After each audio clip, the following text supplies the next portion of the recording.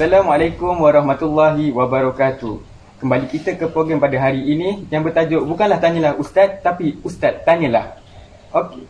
Bismillahirrahmanirrahim. Alhamdulillahirabbil alamin wassalatu wassalamu ala asyrafil anbiya'i wal mursalin wa ala alihi washabihi ajmain. Sebelum saya memulakan majlis, saya ingin memperkenalkan diri saya dahulu. Nama saya Muhammad Syamim bin Jun. Di sini pula saudari Nur Khairunisa dan di sebelahnya pula ialah Wardah Atikah. Okey. Bagi memulakan majlis, saya ingin bertanyakan kepada saudari, apakah maksud solat jamak dan kasar? Terima kasih saudara pengurusi. Baiklah, saya akan menerangkan satu persatu maksud solat jamak dan kasar. Pengertian solat jamak ialah mengumpulkan dua solat dalam satu waktu. Sebagai contoh, mengumpulkan waktu zuhur kepada asar atau asar kepada zuhur, manakala maghrib kepada isyak atau isyak kepada maghrib. Seterusnya ialah solat kasar. Kasar bermaksud memendekkan solat daripada 4 rakaat menjadi 2 rakaat. Antara solat yang boleh dipendekkan menjadi 2 rakaat ialah solat zuhur, asar dan isyak. Solat jamak atau solat kasar diharuskan kepada sesiapa yang bermusafir melebihi daripada 2 marhalah. Saudara pengurusi, izinkan saya menambah sedikit maklumat berkaitan solat jamak. Jamak terbagi kepada 2 bahagian, iaitu jamak takdim dan jamak takhir. Maksud jamak takdim ialah melakukan solat pada waktu awal, iaitu zuhur dan maghrib. Contohnya, zuhur dijamakkan dengan asar pada waktu zuhur, manakala solat maghrib dijamakkan dengan isyak pada waktu maghrib. Maka ini dinamakan solat jamak takdim. Seterusnya ialah jamak takhir. Jamak takhir ialah melakukan solat jamak pada waktu akhir, iaitu asar dan isyak. Contohnya, melaksanakan solat zuhur dan asar pada waktu asar, manakala solat maghrib dan isyak pada waktu isyak. Maka ini dinamakan solat jamak takhir. Sekian, terima kasih. Alhamdulillah. Terima kasih kepada panel pertama kita. Okey, seterusnya soalan ditujukan kepada panel kedua kita. Apakah kepentingan solat jamak dan kasar dalam konteks bagi orang yang bermusafir? Sila jelaskan. Terima kasih untuk soalan saudara yang merupakan moderator yang bertanya mengenai apakah kepentingan solat jamak dan kasar bagi orang yang bermusafir. Jamak dan kasar bagi orang yang bermusafir adalah dapat membantu orang bermusafir. Ini dapat membantu kita dalam menunaikan solat di mana saja dan dapat meringankan beban kita sebagai seorang Muslim. Terdapat juga hadis yang mengatakan mengenai solat jamak dan kasar ini. Hadis ini telah diriwayatkan oleh Al-Imam Muslim rahimahullah. Hadis ini juga telah disebut oleh para ulama berkenaan dengan maksudnya. Hadis ini berbunyi seperti ini. Telah solat Rasulullah SAW zuhur dan asar secara jamak di Madinah dalam keadaan tiada ketakutan dan juga bermusafir. Telah berkata Abu Zubair, aku telah bertanya Sa'id, mengapakah dilakukan sebegitu? Maka dijawab Sa'id, aku telah bertanyakan Ibnu Abbas seperti yang kamu tanyakan. Maka jawablah Ibnu Abbas, Rasulullah SAW menghendaki tidak bermusafir. Riwayat Muslim 70. Dalam riwayat yang lain pula ada menyebut Rasulullah SAW menjamakkan antara zuhur dan asar, maghrib dan isyak di Madinah bukan dalam keadaan takut dan juga hujan. Al-Imam Al-Bukhari rahimahullah juga meriwayatkan sebuah hadis yang berkaitan dengannya dan ianya juga dari jalan Ibnu Abbas rahimahullah. Rasulullah SAW telah solat di Madinah sebanyak 7 rakaat dan 8 rakaat iaitu zuhur dan asar. Maghrib dan isyak sebanyak 7 rakaat. Maka telah berkata Ayyub As-Saktiani, boleh jadi ia pada malam yang hujan dan berkemungkinan boleh jadi. Riwayat Al-Bukhari 543. Selain itu, solat ini memberi ketenangan dalam diri umat Islam dan melalui perjalanan dengan tenang tanpa berasa selamat dan mendapat kerestuan dari Allah SWT. Tambahan pula, seorang dapat melaksanakan ibadah solat yang begitu penting dan tidak boleh ditinggalkan. Okey, terima kasih kepada panel yang kedua. Setelah kita bertanyakan maksud dan kepentingan solat jamak, mesti ramai yang terfikir-fikir dan tertanya-tanya, apa sebenarnya niat solat jamak ini untuk kita lakukan solat jamak ini. Okey, saya persilakan panel pertama kita kembali untuk menerangkan niat solat jamak. Baiklah, terima kasih saudara pengurusi. Bagi niat solat jamak takdim dan takhir, saya akan menyatakan niat waktu solat, iaitu waktu maghrib dan isyak. Niat bagi solat jamak takdim bagi solat maghrib ialah sahaja aku sembahyang fardu maghrib 3 rakaat dijamakkan fardu isyak dengan jamak takdim kerana Allah Ta'ala.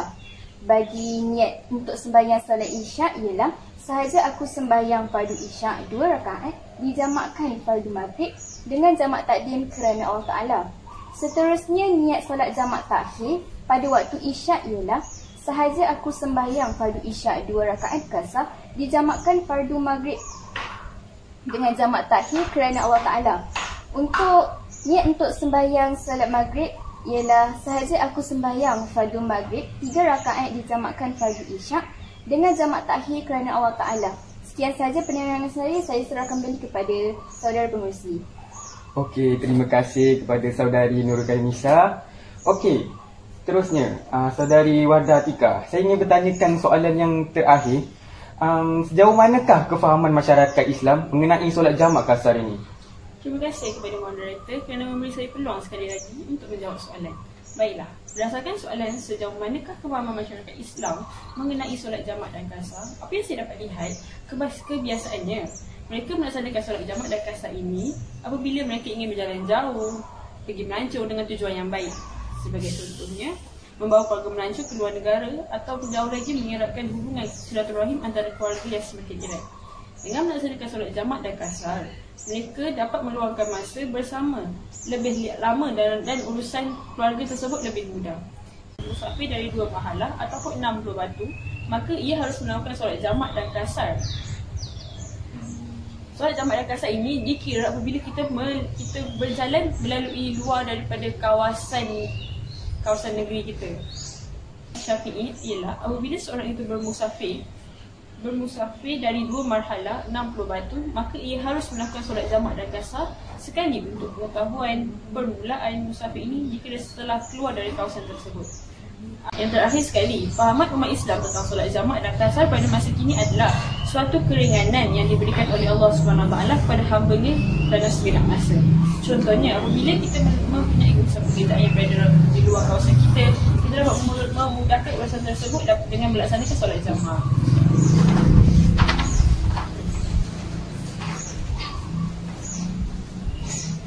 Solat jamak dan kasar ini dapat dilakukan agar waktu untuk kita melaksanakan tugasan tersebut dipermudahkan, asalkan pekerjaan yang kita lakukan adalah pekerjaan yang halal dan diniatkan oleh kerana Allah SWT. Itu sahaja respon yang dapat saya berikan. Okey, baiklah. Biarlah saya membuka soalan untuk para penonton. Ada apa-apa nak ditanyakan? Okey, penonton di sana, ada apa-apa soalan? Saya ada soalan. Saya baru balik bermusafir. Adakah saya masih boleh menunaikan sembahyang secara jamak atau kasar sebaik saja saya sampai semula ke tempat saya bermastautin? Itu saja. Terima kasih. Okey, ini kita. Terima kasih. Soalan ni amat mudah untuk dijawab, iaitu jika kita telah sampai di kawasan kediaman ataupun mukim, kita tidak perlu untuk menunaikan solat jamak dan kasar. Hal ini kerana perjalanan kita telah berakhir. Sekian, terima kasih. Okey, baiklah. Ada apa-apa lagi soalan nak ditanya? Ya, di sana. Silakan. Assalamualaikum.